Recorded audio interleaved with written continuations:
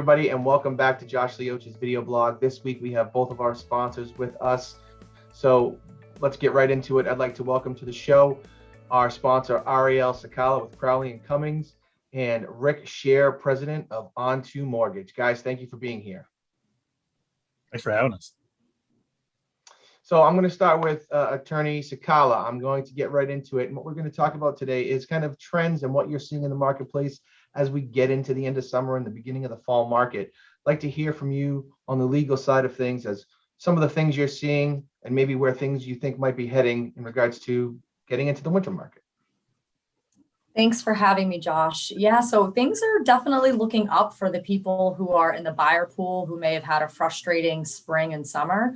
We are seeing a lot of our clients have offers that are accepted that actually have inspection contingencies, which I know that everybody who might have been putting offers in May and June thought they couldn't have any contingencies.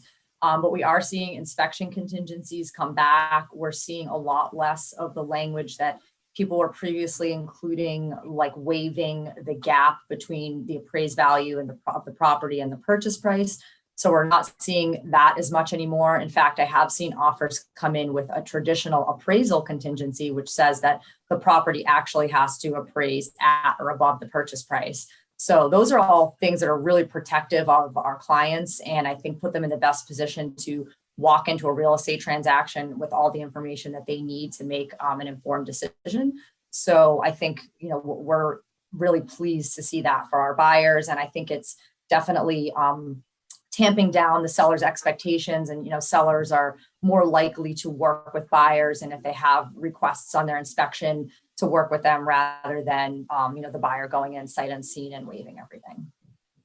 And kind of based on what you're seeing in your office, are you thinking that these trends are going to continue? Is that the talk amongst attorneys that, hey, this is we're happy to be seeing some of these things start to kind of calm down for protection for the buyers and the consumers? But do you also guys feel like this is kind of where things are heading?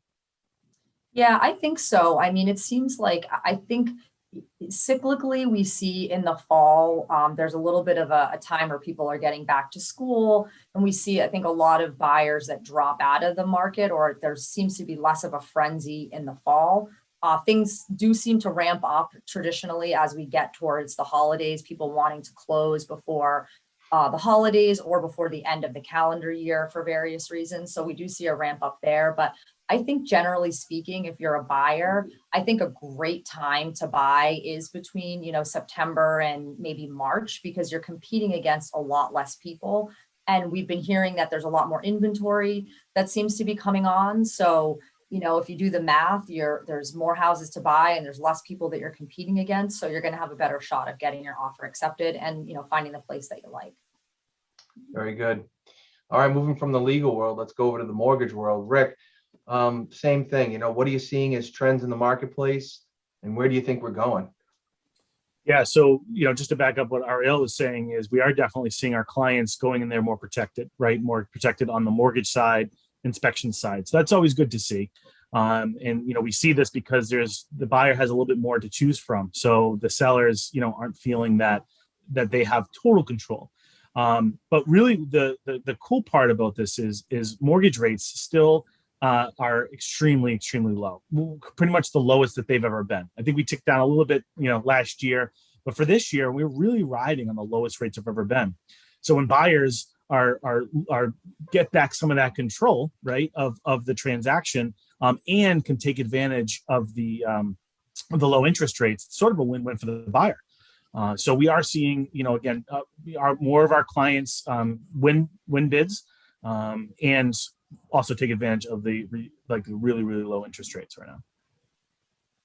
So do you think, again, same thing, you really feel like moving in just in the short term, but in the long term, what is the outlook for mortgage rates? What's the outlook for that market? And is there any signs of validity? Is there any signs of calmness? Like, where are we, maybe even beyond just the next few months, where are we heading? Yeah, we don't see much in the future that tell us mortgage rates are moving higher. Typically you can kind of see out 3, 6, 9 months and say, okay, well, inflation might kick up and that might move rates higher.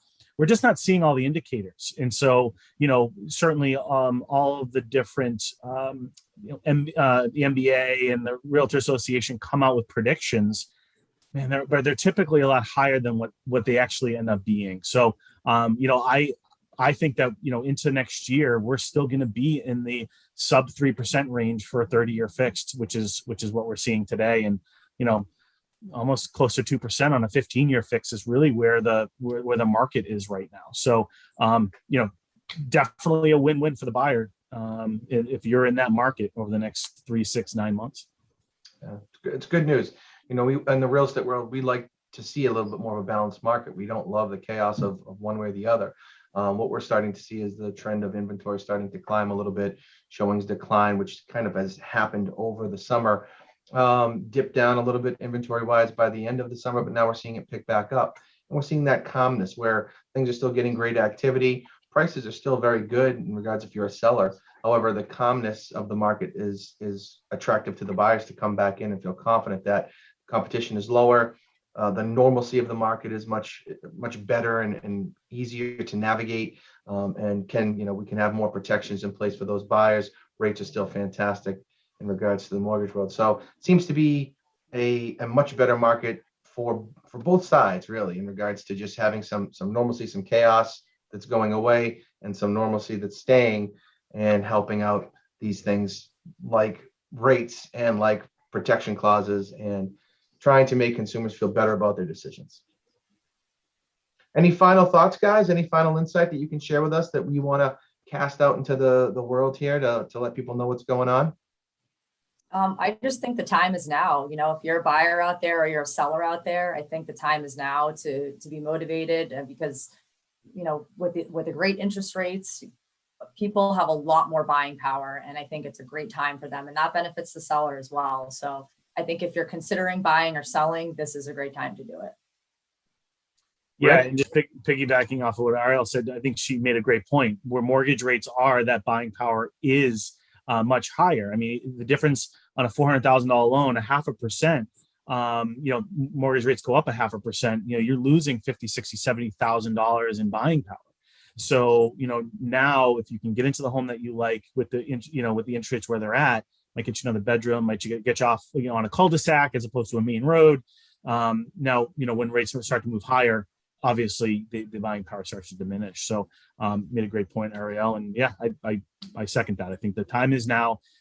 Find a house and go for it. Again, thank you both for being here. Truly appreciate it. And thank you to everyone who watched this week's episode. We'll be back with another episode next week on Josh Lioce's video blog. Thanks so much. See you soon.